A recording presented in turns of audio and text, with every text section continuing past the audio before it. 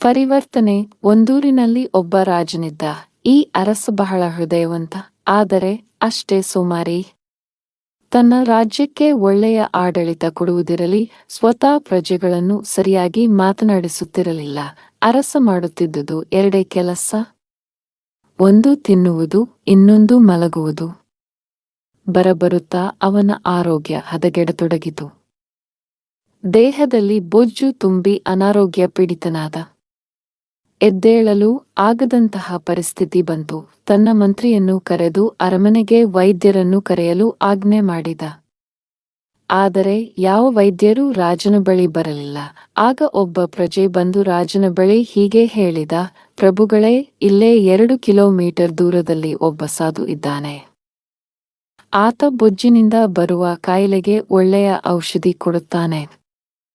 ಆತ ಕೊಡುವ ಮದ್ದಿನಿಂದ ಬೊಜ್ಜು ಕರಗಿ ಬೇಗನೆ ಕಾಯಿಲೆ ವಾಸಿಯಾಗುತ್ತದೆ ಎಂದ. ಆ ಸಾಧು ಸಂತನನ್ನು ಅರಮನೆಗೆ ಬರಹೇಳು ಎಂದು ಆಜ್ಞೆ ಮಾಡಿದ ಮಹಾರಾಜ. ಪ್ರಭುಗಳೇ, ಆ ಸಾಧು ಸಂತ ಅರಮನೆಗೆ ಬರಲಾರ, ತಾವೇ ಅಲ್ಲಿಗೆ ದಯಮಾಡಿಸಬೇಕು. ಅದೂ ಕೂಡ ಯಾವುದೇ ವಾಹನದಲ್ಲಿ ಹೋಗುವಂತಿಲ್ಲ, ಕಾಲ್ನಡಿಗೆಯಲ್ಲೇ ಹೋಗಬೇಕು. ಹಾಗಿದ್ದರೆ ಮಾತ್ರ ಆತ ಚಿಕಿತ್ಸೆ ಕೊಡುತ್ತಾನೆ ಎಂದ. ಕೊನೆಗೂ ರಾಜ ಹೇಗೋ ಪ್ರಯಾಸಪಟ್ಟು ನಡೆದುಕೊಂಡೇ ಸಾಧು ಸಂತನ ಆಶ್ರಮಕ್ಕೆ ಹೋದ. ಆದರೆ ಅಲ್ಲಿ ಆ ಸಾಧು ಸಂತ ಇರಲೇ ಇಲ್ಲ. ಮರುದಿನ ಪುನಃ ರಾಜ ನಡೆದುಕೊಂಡೇ ಚಿಕಿತ್ಸೆಗಾಗಿ ತೆರಳಿದ.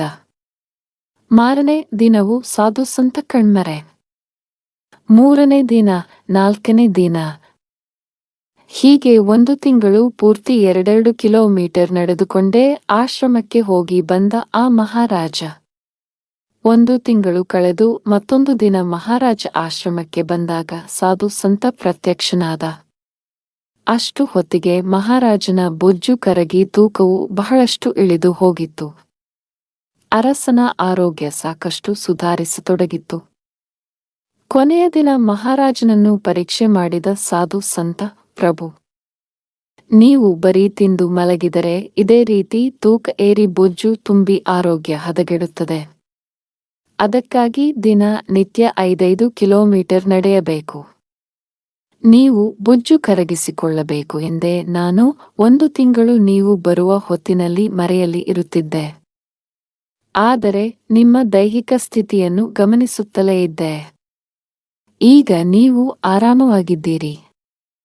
ಪ್ರತಿನಿತ್ಯ ಬರೀ ತಿಂದು ಮಲಗುವುದನ್ನು ಬಿಟ್ಟು ರಾಜ್ಯದ ಜನರ ಹಿತಾಸಕ್ತಿ ಗಮನಿಸಿ. ಆರೋಗ್ಯದ ಕಡೆ ನಿಗಾ ವಹಿಸಿ ನಡಿಗೆಯನ್ನು ಸತತವಾಗಿ ಮಾಡಿ. ನೀವು ದೀರ್ಘಕಾಲ ಬಾಳುವಿರಿ ಎಂದು ಸಲಹೆ ಕೊಟ್ಟ. ರಾಜ ಸೋಮಾರಿತನ ಬಿಟ್ಟ. ಸಾಧು ಸಂತನ ಮಾತನ್ನು ಚಾಚೂ ತಪ್ಪದೆ ಪಾಲಿಸತೊಡಗಿದ. ಬೇಗ ಆರೋಗ್ಯವಂತನಾದ. 1 ತಿಂಗಳಲ್ಲಿ ಸಾಕಷ್ಟು ಮನ ಪರಿವರ್ತನೆ ಮಾಡಿಕೊಂಡ. ಪ್ರಜೆಗಳ ಕಷ್ಟ ಸುಖ ವಿಚಾರಿಸತೊಡಗಿದ. ಉತ್ತಮ ಆಡಳಿತ ನೀಡಿದ. ಪ್ರಜೆಗಳೆಲ್ಲರಿಗೂ ಖುಷಿ ಸಮಾಧಾನವಾಯಿತು. ಧನ್ಯವಾದಗಳು.